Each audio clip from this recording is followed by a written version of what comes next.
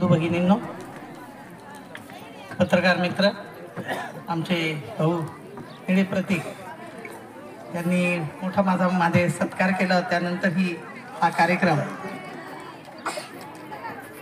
खरं तर माताजींनी मगाशी मी आल्यापासून माझं जरा जास्त कौतुक केलंय, त्यामुळं त्या कौतुकामुळे आता आपल्यासमोर बोलायचं की नाही हा मला प्रश्न पडलाय। जेवढं सांगितलं तेवढं तर काही काम मी फार केलेलं नाही असं मला वाटतं, पण मला आठवतंय की माताजींची आणि माझी ओळख झाली होती देवरोडला। देवरोडच्या बुद्धविहाराचा प्रश्न कदाचित आपल्या सगळ्यांना माहीत असेल आणि त्यावेळेस माताजी तिथे आल्या होत्या। तिथं आम्ही एक कार्यक्रम घेतला होता। बाबासाहेबांना जेवू घालणाऱ्या आजींचा सन्मान माताजींच्या हस्ते केला होता आणि त्या झालेल्या ओळखीने नंतर आमच्या उच्चभ्रू समजले जाणारी एक सोसायटी आहे प्राधिकरण आकुर्डीमध्ये, तेथील 100 लोकांना आपल्या औरंगाबादला भेट द्यायची होती।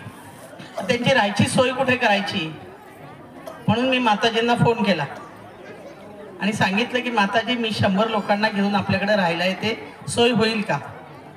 मला काहीच माहित नव्हतं की माताजींची ही भीमटेकडी कशी आहे। त्यांचा देखील माताजी आपण जाहीरपणे त्यांचा देखील कधीतरी एकदा सत्कार केला पाहिजे, सन्मान केला पाहिजे, त्यामुळे त्यांना पुन्हा एकदा वेगळी ऊर्जा मिळेल।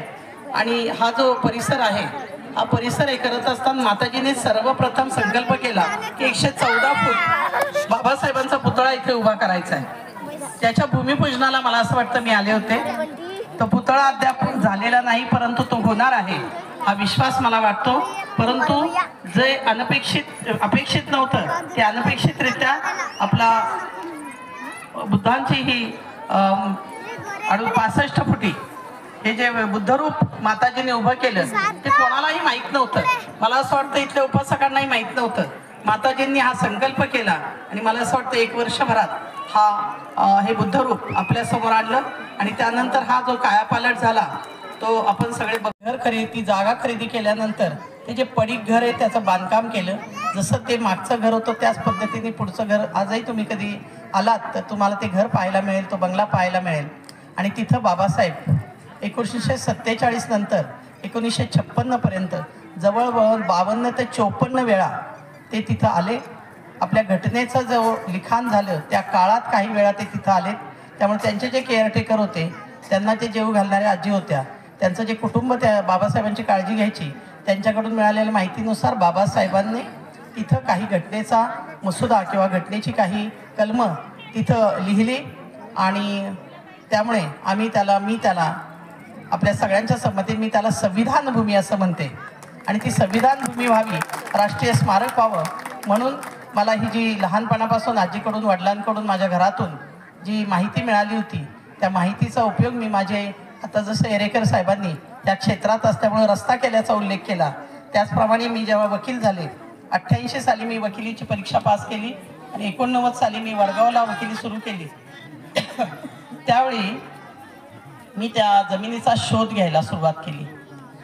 त्याचं झालं असं की मी मावळ तालुक्यातली महिला वकील पहिली होती आणि त्यामुळे समाज मला नेहमी वेगवेगळ्या कार्यक्रमांना बोलवायचा। विशेषतः आपले बुद्ध पौर्णिमेचे कार्यक्रम असतील किंवा आंबेडकर जयंतीचे कार्यक्रम असतील, त्या कार्यक्रमांना बोलावल्यानंतर एक मध्यवर्ती असं गाव आहे कामशेत, त्या कामशेतमध्ये मोठी बुद्ध जयंती आणि आंबेडकर जयंती एकत्रात तिथं व्हायची आणि सगळा तालुका तिथे जमा व्हायचा।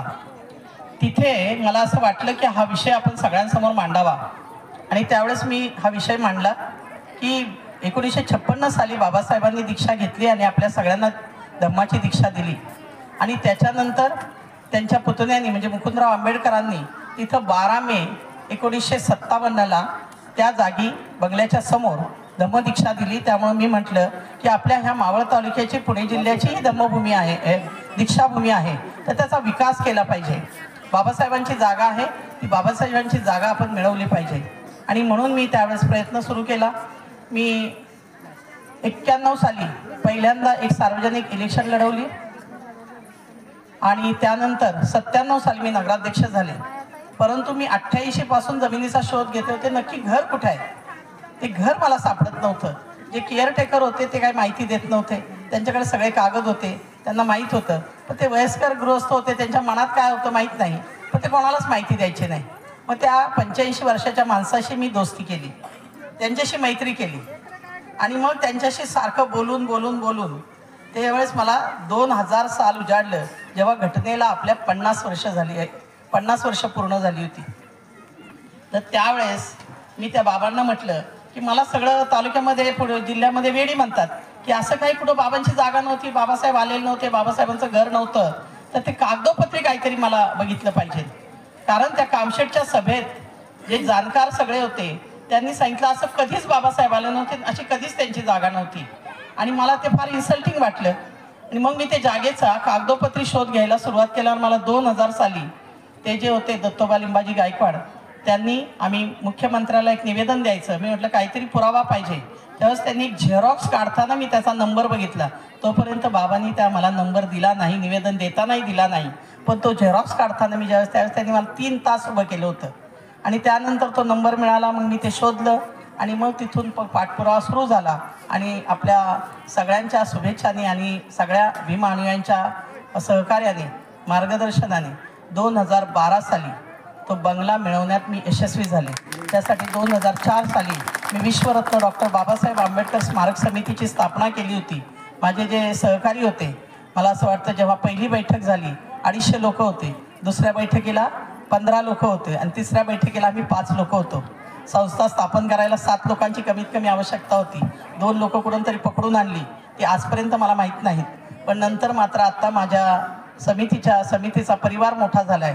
जवळजवळ 250-300 कुटुंब त्या समितीला जोडली आणि आम्ही वेगवेगळे उपक्रम, वर्षावासाचा उपक्रम असेल, जयंतीचा उपक्रम असेल, बाबासाहेबांच्या महापरिनिर्वाणाचा दिवस असेल, रमाईची जयंती असेल, असे वेगवेगळे उपक्रम, मुलांच्या स्पर्धा असतील, चित्रकला स्पर्धा असतील, शिवाजी महाराजांच्या जयंतीच्या वेळेस असणारे आम्ही त्यांचे चर्चासत्र घेतो, कधी रांगोळी स्पर्धा घेतो, महिलांच्या स्पर्धा घेतो, मुलांच्या स्पर्धा घेतो.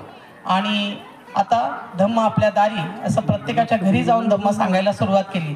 नंतर धम्म आपल्या गावी असा उपक्रम घेतला आणि ज्यावेळेस कोविडचा प्रादुर्भाव होता तेव्हा ऑनलाईन धम्मा असा आम्ही केला. परंतु आमच्या कामामध्ये आम्ही सतत सातत्य ठेवत आलो आणि आपल्यासारखे सगळे उपासक उपासिका तिथे निश्चितपणे आम्हाला मदत करत असतात, कामाला प्रतिसाद चांगला देतात आणि वेगवेगळ्या लोकांकडे वेगवेगळे उपक्रम दिलेत की आमचा दररोज एक सम्यक सवाल नावाचा एक उपक्रम आहे.